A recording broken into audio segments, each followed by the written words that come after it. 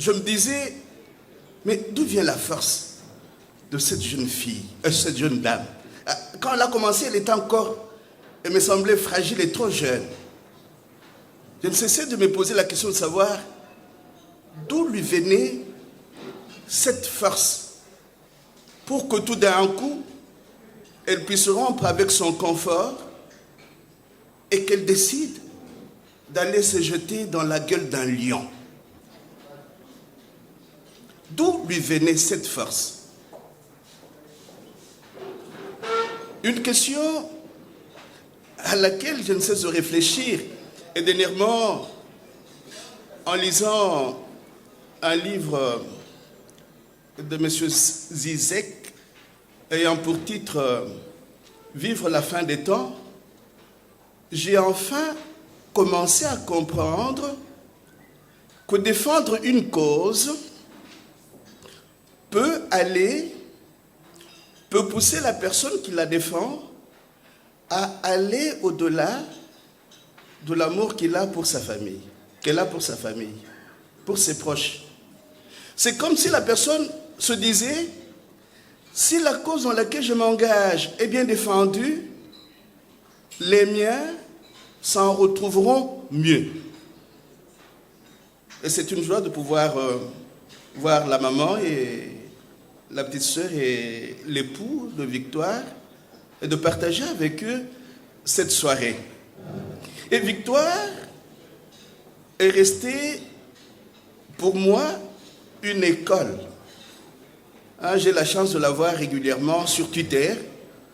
Il y a eu des moments où, quand elle était en prison, je lui écrivais des petits messages et lui disais, j'ai prié pour vous, vous êtes une grande dame. Elle me convainquait de ce que dit l'un des adages de ma langue vernaculaire, le Chiluba. Dans ma langue vernaculaire, un adage dit ceci. Kayanda kimpe wakela baba. Kayanda kedaba lumenchi yanda yanda. Je vais traduire.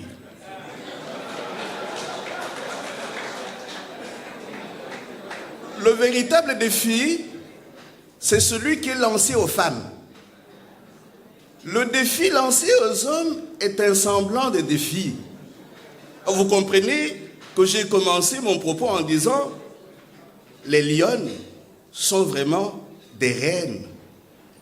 Et les efforts qu'ils conjuguent pour pouvoir travailler à l'avènement de la vérité, de la justice, dans une lutte permanente, permettent de près ou de loin à la lionne qui est en face du négrier des temps modernes au Rwanda. Ces efforts permettent à cette lionne-là de pouvoir tenir le coup. Mais comme la maman est là, j'aurais voulu lui dire que vous avez mis au monde une véritable femme. Et là, certaines de ces attitudes-là, vous la regardez, vous dites, mais maintenant elle pense à quoi? Toujours égale à elle-même. Donc elle nous provoque. Elle provoque et questionne nos lâchetés. Parce qu'on sait encore écrire et défier le négrier des temps modernes de Kigali de loin. Mais faire ce que Victoire a fait, je vais aller l'affronter sur son terrain même. Nous ne sommes pas plusieurs à aller jusque-là. Mais ce que nous pouvons faire, c'est ces efforts que nous déployons pour être ensemble et nous encourager mutuellement. Cette soirée nous a permis, entre autres, par exemple, de mettre des noms sur certains visages. Des visages qui nous rappellent que la lutte des Grands Lacs est une lutte interculturelle et elle a un côté de métissage que nous ne devrions pas oublier.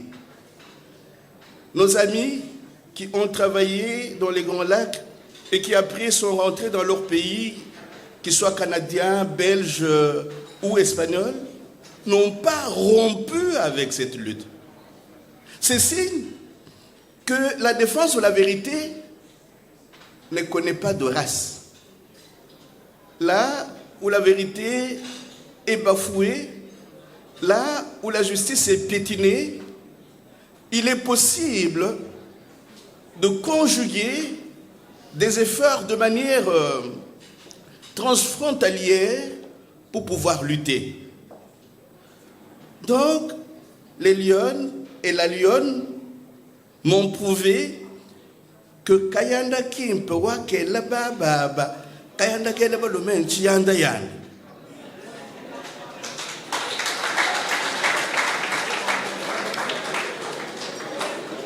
Et de temps en temps, quand nous parlons du Rwanda et du Congo, nous avons l'impression que nous inventons la roue. Nous n'inventons rien. Rien du tout. Kwame Nkrumah disait quoi? L'Afrique doit s'unir. Or, dans ma langue, et je vais encore traduire, un autre petit adage dit Moi, Sanende, moi, Nenouanyoko. Ton voisin, celui qui a construit sa case à côté de la tienne, c'est le fils, c'est la fille de ta mère. Comment voulez-vous que nous oublions tout cela d'un coup parce qu'il y a le coltan? Est-ce que nous mangeons le coltan? On ne mange pas le coltan. Moi, Sanende, moi, Nenouanyoko. Donc, ton voisin, c'est le fils, ta voisine, c'est la fille de ta mère. Donc, les efforts pour pouvoir nous mettre ensemble et neutraliser les négriers des temps modernes font partie de notre culture traditionnelle. Et s'il y a des mésententes entre nous, pourquoi est-ce qu'on ne pourrait pas, nous pourrions pas nous asseoir sous l'arbre à palabres? Les Lyon et le réseau international luttent pour la démocratie et la paix. Mais qu'ils n'oublient pas que la démocratie n'est pas une invention occidentale. C'est Amartya Sen qui écrit un petit livre au titre très suggestif. Il dit, le titre est « La démocratie des autres ». Le sous-titre « Pourquoi la liberté n'est pas une invention occidentale ?» Donc si nous creusons dans nos traditions, nous allons nous rendre compte que les valeurs de la participation, les valeurs de la délibération, les valeurs de décision collective y ont été permanentes. Nous n'inventons pas la roue. Comment voulez-vous que demain, nous puissions faire face à la grande Chine, 1,5 milliard d'habitants, que nous fassions face à la grande Europe, 27 pays, que nous fassions face aux États-Unis d'Amérique, plus de 50 États, en étant un petit Congo, un petit Rwanda, un petit Angola? C'est une question simplement de bon sens. Le bon sens nous dit, Africains, unissez-vous.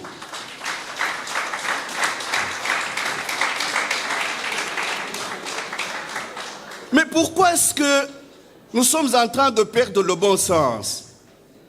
C'est aussi parce que nous avons rompu un peu avec nos cultures. Regardez, qu'est-ce que nous sommes contents en les voyant sautiller, danser au rythme de nos tambours. Mais il y a plus. Dans certaines de nos traditions traditionnelles, une différence était faite entre Bintu, les choses, et Muntu, Bantu. Aujourd'hui, nous faisons la confusion entre Bintu, les choses, et Bantu. Nous préférons les choses, les marchandises, aux humains. C'est que nous avons fait un pas dans un monde sans esprit. Et c'est le titre de notre auteur, Roland Gori, qui écrit un livre magnifique, Un monde sans esprit, pour montrer que les humains qui en arrivent à un certain moment à privilégier la marchandise, les choses, aux dépens des humains, n'auront jamais à créer de l'espace dans leur vie personnelle ou collective pour la fraternité. Et surtout pas pour la fraternité universelle. Donc je vais terminer en remerciant du fond du cœur tous les organisateurs de cette soirée, mes amis qui m'ont accompagné, Nicolas et Bénédicte. Bénédicte que je voudrais voir devenir un jour une grande lionne. Elle en a les aptitudes.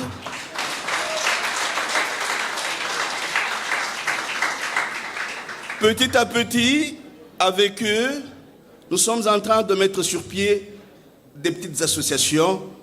On a créé un mouvement civico-écologique dénommé Likambo Yamabele, ce qui signifie la question de la terre.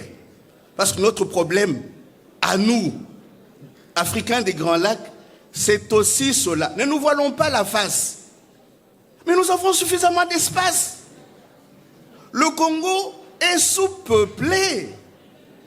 Vous avez de ces provinces congolais ayant un habitant au kilomètre carré. J'ai grandi dans mon village avec des amis et des amis rwandais. Nous n'avions pas de problème.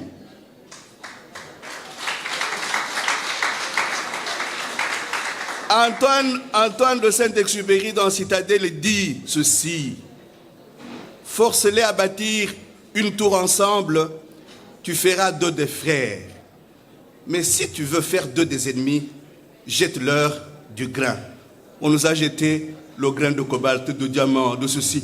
Nous sommes devenus fous et nous croyons qu'il est possible de choisir la voie de l'inimitié comme solution. Non. Force-les à bâtir une tour ensemble, tu feras deux des frères. C'est en bâtissant la tour des Grands Lacs ensemble, dans la vérité, la justice et la paix, que nous pourrons compter. Sinon, nous serons balayés comme peuple.